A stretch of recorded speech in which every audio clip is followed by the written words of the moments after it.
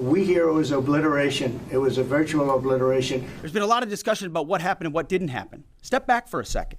Fordow, Natanz, and Isfahan. Because of decisive military action, President Trump created the conditions to end the war, decimating, choose your word, obliterating, destroying Iran's nuclear capabilities. In a heated press conference June 26th, Pete Hegseth targeted the news media for taking snippets of a leaked preliminary US intelligence report out of context and suggesting that the bunker bomb strikes on Iran's nuclear facilities were less than successful. When someone leaks something, they do it with an agenda.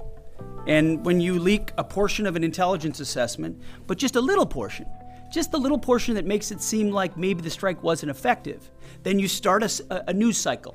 Whether it's the Washington Post or Fox News or CNN or MSNBC, you start a news cycle. Providing the detail in the press conference as to how the US targeted Fordow was General Dan Caine. I want to hand it over to the Chairman of the Joint Chiefs, who provided a fascinating explanation how, over the course of 15 years, 2 members of the US Defense Threat Reduction Agency had monitored the construction and development of Fordow. You do not build a multi-layered underground bunker complex with centrifuges and other equipment in a mountain for any peaceful purpose. He went on to describe how the 2 DTRA officers realized over time that they didn't have an adequate weapon to destroy the target if they needed to. And that led to teaming up with industry and other tacticians to develop the GBU-57, or bunker buster bomb. In June of 2008, you can see these 3 holes.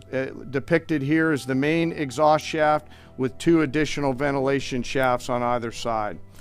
The United States decided to strike these 2 ventilation shafts, as seen here on the main graphic, as the primary point of entry into the mission space. During the press conference, General Caine also showed a test video of the bunker buster bombs in action. In the case of Fordow, the DTRA team understood with a high degree of confidence the elements of the target required to kill its functions, and the weapons were designed, planned, and delivered to ensure that they achieved the effects in the mission space. Keep it going for a minute. You'll see inside the mission space.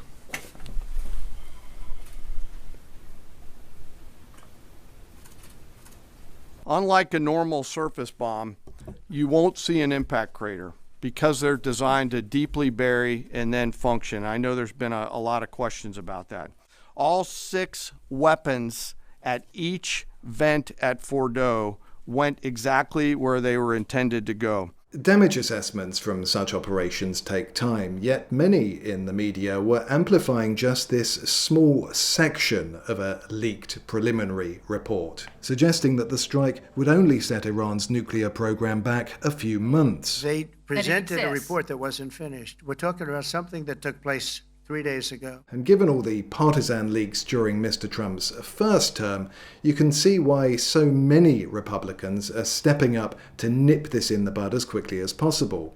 Not least because it wasn't just Donald Trump who was using phrases like effectively destroyed when describing the strikes. Rafael Grossi, the director of the UN's International Atomic Energy Agency.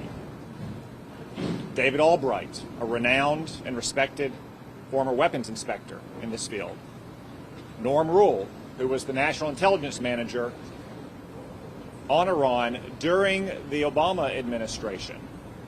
All again use phrases like effectively destroyed, catastrophic damage, set back for years. Well, in the meantime, the fragile ceasefire between Iran, Israel, and the US continues, even as Iran's supreme leader, the Ayatollah Khomeini, speaking in his first state TV address since the strikes, threatened more attacks on US bases, like the retaliatory strike in Qatar, if the ceasefire is broken. A good starting point would have been for Iran to let inspectors from the International Atomic Energy Agency have access to their nuclear sites to, amongst other things, assess the level of damage. Instead, Iran's parliament has voted to suspend cooperation with the UN's nuclear watchdog. The vote now has to be ratified. We must return to the negotiating table, and for that, allow IAEA inspectors, the guardians on behalf of the NPT, to go back to Iran's nuclear sites and account for the stockpiles of uranium, including, most importantly, the 400 kilograms enriched to 60%. Fortunately, there was a positive result for NATO allies meeting in the Netherlands. After years of neglect, they're finally increasing defense spending. 32 NATO countries committed to spending 5% of their GDP on defense, on actually investing in the NATO alliance. So I hope with all the ink spilled, all of your outlets find the time to properly recognize this historic change in continental security that other presidents tried to do, other presidents talked about. President Trump accomplished it.